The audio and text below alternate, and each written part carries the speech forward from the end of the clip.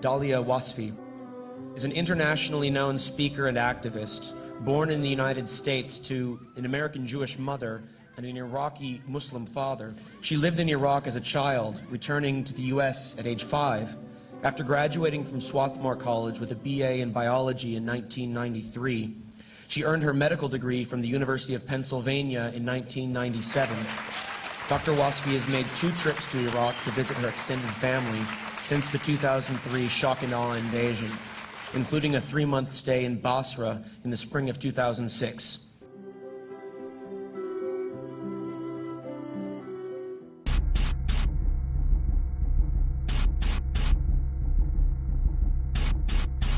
The media can go ahead and do a blackout of it. The truth eventually will come to light, one way or another. And many people, even those who are in denial and can't face it, somewhere deep down they know that, that what we're doing is wrong, what we're doing is illegal, we were lied to, and we have to stop lying to ourselves and recognize that our obligation, our only obligation at this point, is to end the occupation and bring the troops home. As IVAW calls for, bring them home, take care of them when they get here, and pay reparations to the Iraqi people.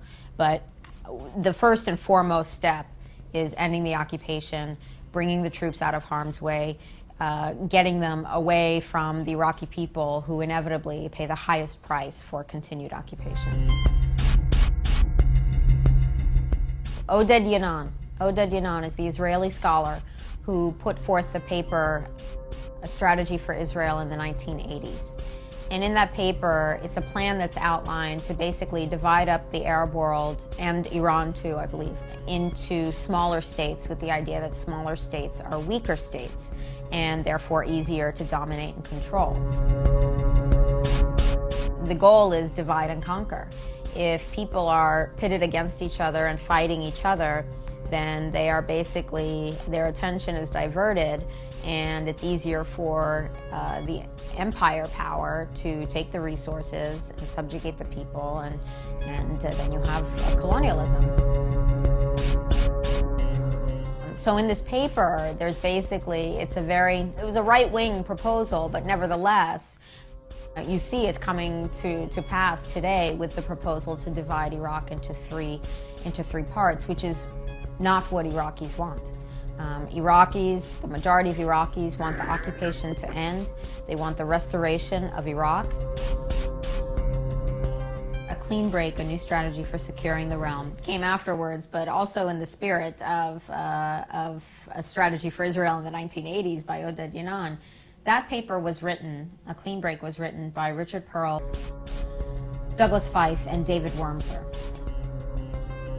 All 3 of them had high-ranking positions in the government of Benjamin Netanyahu in 1996, and that paper was written for that administration in Israel. That paper called for 3 major objectives: cutting off peace talks with Yasser Arafat, it was 1996, keep in mind, launching military assaults on the occupied territories of Palestine, and those 2 things ended up happening. And the third objective was deposing Saddam Hussein.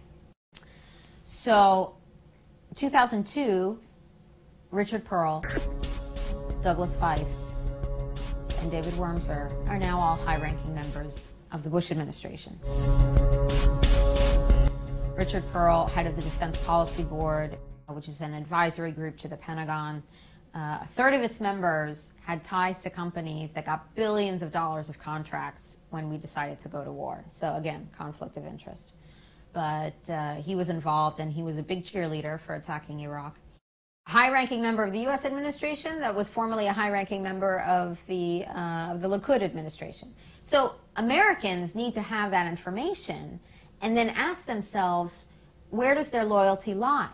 Whose agenda does this serve? Who does this benefit? Does it benefit the American people? Does it defend American national security to send our troops, including the National Guard, 8,000 miles away? Or are you defending the national security of someone a little bit closer in that neighborhood in the Gulf? And this is, you know, it hits home, it has hit home, it will continue to hit home. But when Hurricane Katrina came, in 2005, August and September 2005, 6,800 members of the Louisiana and Mississippi National Guard were in Iraq. And they asked Michael Chertoff, who's also a Zionist neocon, they asked him, you know, why don't you bring the National Guard home? And they're like, well, we sent them to Iraq for a reason. We would only bring them home if it were an emergency. If Hurricane Katrina was not an emergency, then maybe a hurricane that hits Malibu or the Hamptons is an emergency, not victimizing poor black people predominantly. But that's the reality, is that high-level members of the administration have ties to corporations, have ties to foreign governments. And Douglas Feith actually had to resign from his position in the Pentagon. He was the third highest ranking civilian in the Pentagon. And then he began to be investigated by the Senate Foreign Relations Committee and the FBI because top secret U.S. information on Iran's nuclear program was leaked to the Israeli government through his office. There were issues there about ties to AIPAC, the American-Israel Public Affairs Committee. So we have to ask ourselves, are our tax dollars being used? Are the people deciding where they go? Do they care about our well-being or somebody else's? And that is the ultimate question, because that's what the Bush administration is telling us, that we're doing this for you, we're protecting you, this is all for you. On the political side, there are actually quotes from Philip Zelikow, who was named 9/11 commissioner.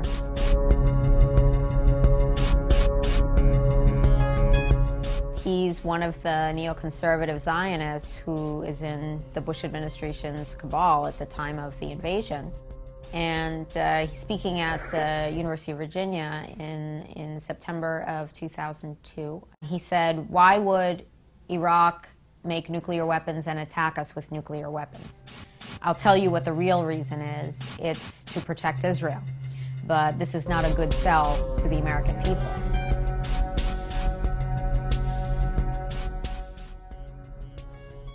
So rather than saying to the American people, Bush says, you know, we need you to send your sons and daughters to go kill and be killed for control of oil and Israeli national security, this is not going to go over well with the general public. But September 11th happened.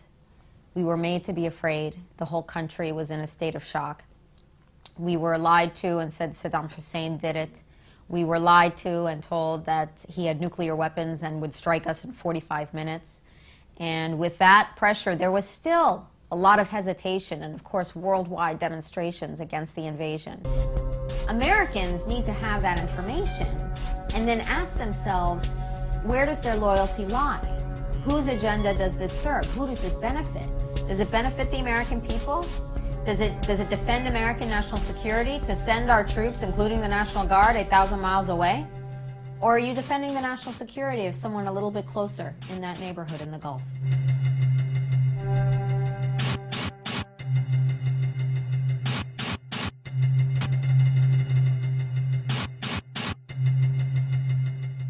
I don't know if they're Israeli citizens. It doesn't take much to get Israeli citizenship. You show up and you show proof that you're Jewish and you're a citizen. So they were high-ranking members of the Israeli government at the time. Aren't Palestinians Semitic too? Mm-hmm. Yeah, the definition is pretty much anybody from that region, the Mediterranean region. So anti-Semitic doesn't even make any sense. You know, what can I say? The Zionists took the land, they took the terms, they took the hummus. It's a tough call to say who's controlling whom. Both administrations, Israeli and U.S. administrations, are benefiting from the relationship, and the majority of people are paying the price, and a horrible price.